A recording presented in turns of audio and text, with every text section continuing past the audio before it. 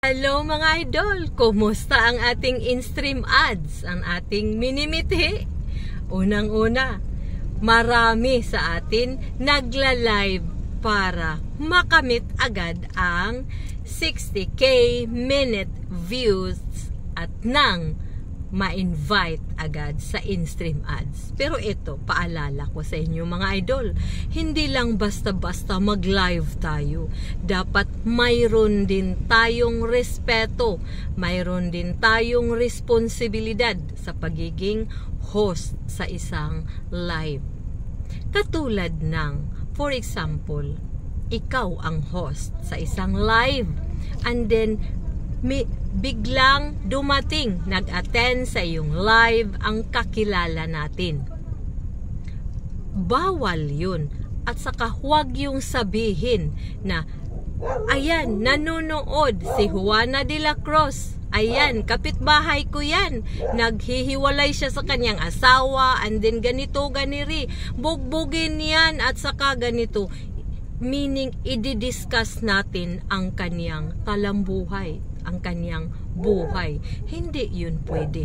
Magrespeto tayo sa nag-attend ng ating live nang hindi siya masaktan.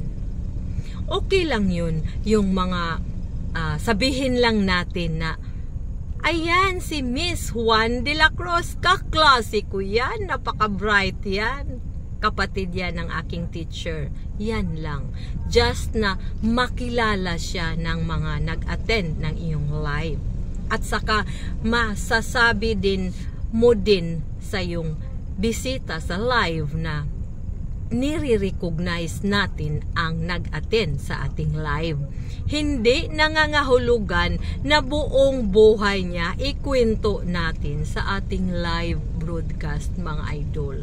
Kasi kung ikaw naman ang mag-attend ng iba't ibang live at sa tuwing papasok ka ay ano din ang buhay mo na ganito ganiri nung nag-aaral pa kami, inaaway ako niyan, binugbog ako, nagsabunutan kami, hindi ganun. Isa o dalawang bagay lang na positive na mag-describe sa nag-attend sa yung live, hindi yung buong buhay niya ikwento natin. Kasi ang live broadcast mga idol ay pinapanood ng buong mundo. Kaya irespeto natin ang bawat isa.